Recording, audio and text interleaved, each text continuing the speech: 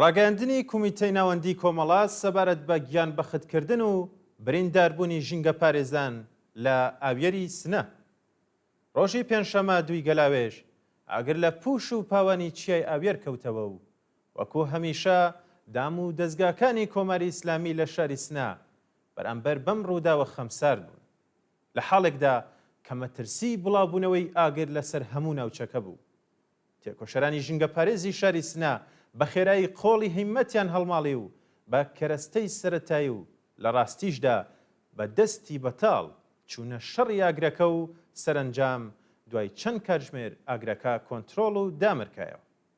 بەداخەوە لەم ڕووداوەدا لاوێکی ژینگە پارێزی شاری سنە بە ناوی حەمید مورادی گیانی بەخت کرد و چوار تێکۆشەری دیکەش بە ناوەکانی محەممەد حسێن پەناهی، ئاریا سەلیمی، خەبات ئەمینی و چیا یوسف نژاد بریندار بوون.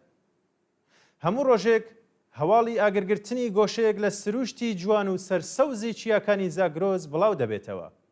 وەک بڵێ چارەنووسی چار هەڵنەگری ئەم ناوچەیە ئەوەیە کە هەموو ساڵێک لە مەنگەکانی جۆزەردان و پوشپەردا ئاگر لە گیانی بەروێ.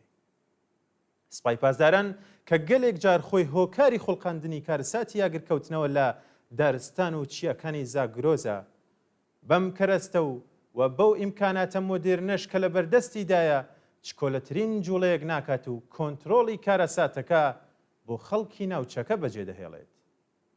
دوای ڕووداوە دڵتەزێنەی ڕۆژی پێنجشەمە جەماوەری شاری سنە خۆرۆشان و لە ڕێوڕەسمێکی شکۆداردا تەرمی حەمید مورادیان بە سرودی شۆڕشگێڕانە و بەرزکردنەوەی دروشمی تووڕێی و ناڕزایەتی لە ئارامگەی بەهەشتی محەممەدی شاری سنە ئەسپەردە کرد.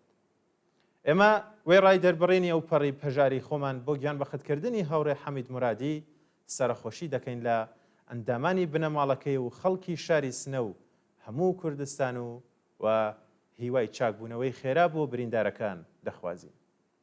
کومیتەی ناوەندی کۆمەڵا ڕێکخراوی کوردستانی حیزبی کۆمونیستی ئێران 3 گەلاوێژ 1404 هەتاوی.